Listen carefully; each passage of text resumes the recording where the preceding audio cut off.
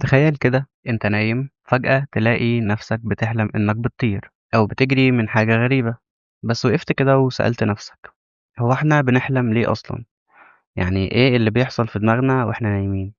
بص، وانت نايم جسمك بيهدى فعلا، بس الغريب ان مخك بيبقى نشيط جدا. يعني احنا بنعدي بعدة مراحل في النوم، واهمهم مرحلة اسمها الريم سليب. في المرحلة دي المخ بيكون شغال كأنه صاحي تماما، وده الوقت اللي بتحصل فيه معظم الأحلام.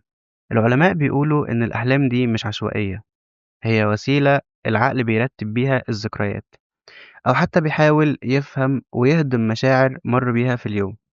في بقى نظرية مشهورة لعالم اسمه فرويد، أيوة، بتاع التحليل النفسي، كان بيقول إن الأحلام بتعبر عن الرغبات اللي جوانا، بس الرغبات المكبوتة اللي هي مش بنقولها.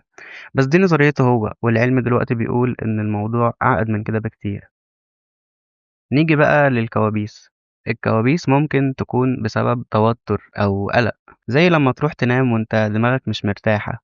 المخ ساعتها بيبدأ يفرغ الضغط ده، بس بشكل غريب ومزعج شوية. تحلم مثلا إنك بتقع، أو إنك محبوس، أو إن في حاجة بتجري وراك.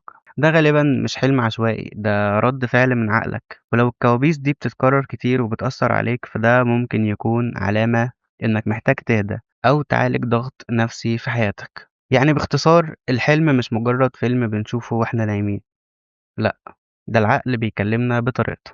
طيب والكوابيس؟ ممكن تكون زي صرخة جواك محتاج تسمعها وتفهمها. قول لي بقى انت، ايه اغرب حلم شفته في حياتك؟ او ايه اكتر كابوس لسه فاكره لحد دلوقتي؟